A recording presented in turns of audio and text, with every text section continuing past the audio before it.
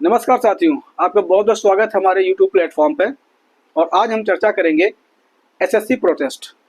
एक तरफ Donald Trump अमेरिकी राष्ट्रपति ने 29 बार ये कहा है कि भारत और पाकिस्तान की सीज़फायर हमने करवाई है ऑपरेशन सिंदूर के माध्यम से। इधर नरेंद्र मोदी पार्लियामेंट में बार बार ये कह रहे हैं कि इसमें किसी थर्ड पार्टी का इंटरफेरेंस नहीं था।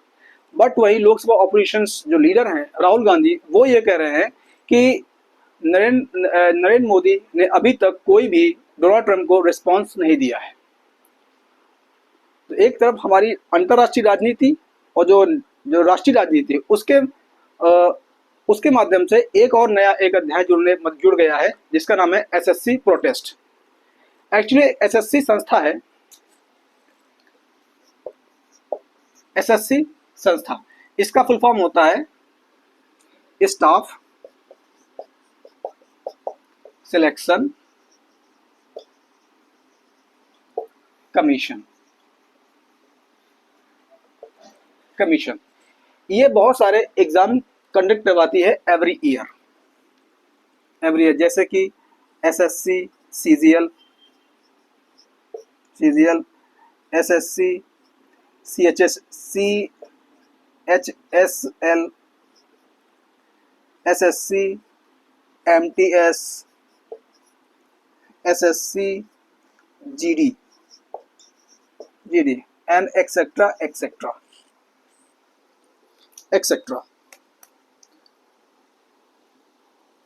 अभी 23 जुलाई को एसएससी द्वारा एग्जाम कंडक्ट करवाना था, लेकिन इसी बीच 23 जुलाई को एक सेंटर पर नोटिफिकेशन जारी किया गया कि इस सेंटर का जो एग्जाम है वो कैंसिल किया जाता है।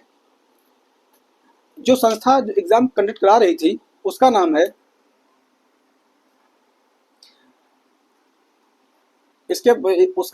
उसका नाम है टीसीएस। और जो टीसीएस करवा रही थी, लेकिन हुआ क्या कि इस बार का जो एसएससी एग्जाम कंडक्ट करवाया है वो है आपकी एजुटेरिया।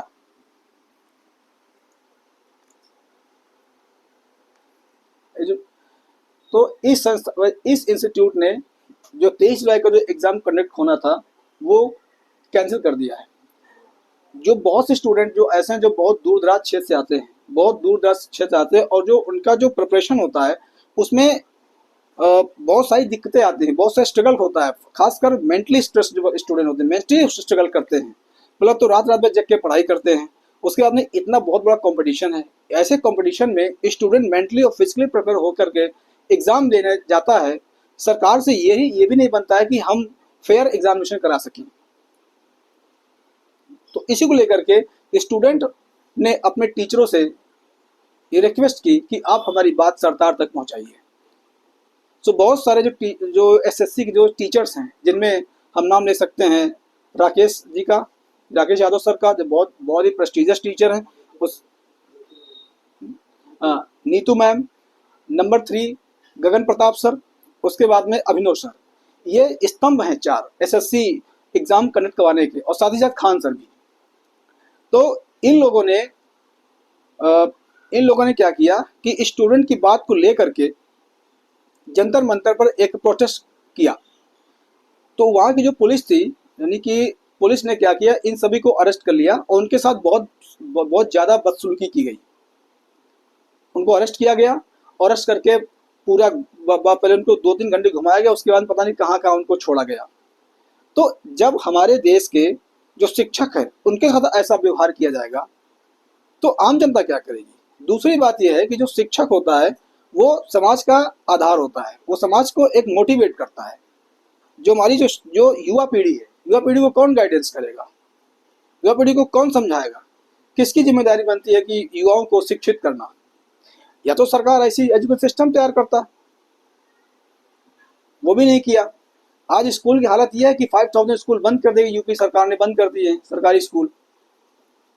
तो जो भी इंस्टीट्यूट जो बच्चों को मेंटली या फिजिकली तैयार कर रहे हैं कंपटीशन के लिए, आप उन पर एलिगेशन लगाते हो कि ये पॉलिटिक्स कर रहे हैं। अरे ठीक है, जब गुंडे पॉलिटिक्स कर सकते हो तो टीचर क्यों नहीं पॉलिटिक्स कर सकता है।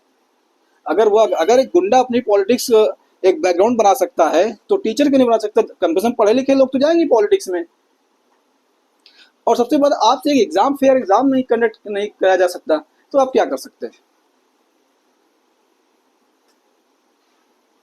तो इसी मांग को लेकर के टीचर और स्टूडेंट दोनों मिलकर प्रोटेस्ट कर रहे हैं, और जितने भी बड़े बड़े टीचर हैं उनको अरेस्ट किया गया पुलिस के द्वारा और उनके साथ बदसलूकी की गई।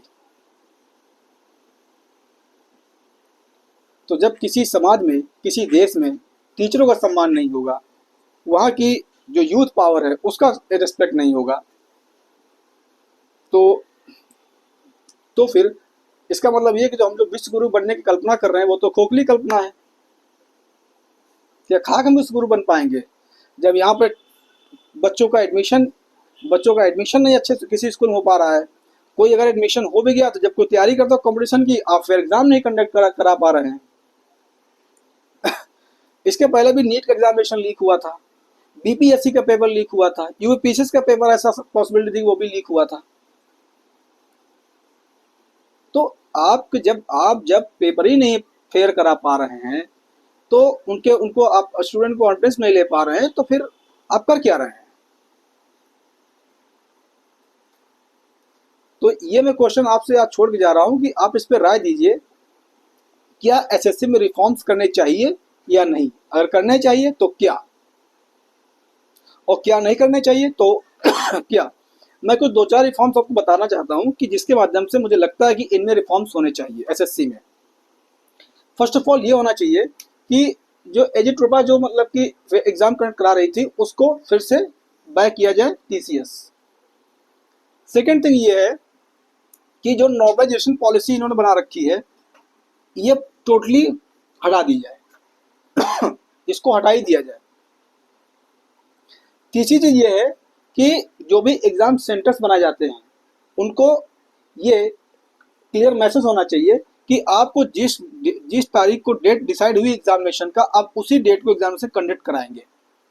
अगर कोई टेक्निकल इश्यू होता है तो उसको कम से कम 1 हफ्ते पहले आप स्टूडेंट को मेल या व्हाट्सएप के माध्यम से आप उनको इंफॉर्मेशन दे सकते हैं, जिससे कि मतलब कि जो स्टूडेंट इतनी दूर जाता है, पैसा खर्चा करके जाता है और वहाँ एग्जाम नहीं होता है, तो उनका जो मेंटल जो बैलेंस है वो कहीं डिसबैलेंस होता है, और एक वो स्ट्रेस फील करते हैं जब आप एग्जाम में कंडक्ट नहीं करवाते हैं। क्योंकि मैं भी एक छात्र रहा हूँ, मैं भी यूपीएससी का एस्पिरेंट हूँ, तो मैं भी बहुत जगह जाता हूँ एग्जामिनेशन के लिए, तो मुझे पता है कि रास्ते में क्या क्या प्रॉब्लम्स आती है, ट्रैवलिंग दौरान क्या क्या इश्यू होता है। तो आपसे एक ही गुजारिश है कि जो शिक्षक है वो समाज के आधार स्तंभ हैं, कम से कम उनका तो सम्मान करो। ठीक है वो कोचिंग चला रहे हैं, ठीक है वो पैसा कमा रहे हैं, ठीक है स्टूडेंट को अपनी ओर मतलब अपनी ओर अट्रैक्ट करके वो बहुत सारा पैसा कमा रहे हैं, तो कहीं ना कहीं देश, अगर कहीं ना कहीं समाज को शिक्षित भी तो कर रहे हैं वो। आप एलिगेशन लगाते हैं कि नहीं वो सिर्फ पॉलिटिकल गेम खेल रहे हैं हमसे, हमारे साथ पॉलिटिकल हमारे साथ डिप्लोमेसी कर रहे हैं। तो आप भी तो करते हो डिप्लोमेसी, वोट बैंक डिप्लोमेसी करते हो, क्या आप डिप्लोमेसी नहीं करते हो? आप भी डिप्लोमेसी करते हैं, vote bank diplomacy, poverty diplomacy. तो ये कुछ मैं रिफॉर्म्स बताए हैं, तो मैं आपके माध्यम जानना चाहूंगा कि आप कमेंट में अपने सुझाव दे सकते हैं कि एसएससी में रिफॉर्म्स अगर होने चाहिए तो क्या, और क्या रिफॉर्म्स नहीं होने चाहिए। बहुत बहुत धन्यवाद। जय हिंद, जय भारत।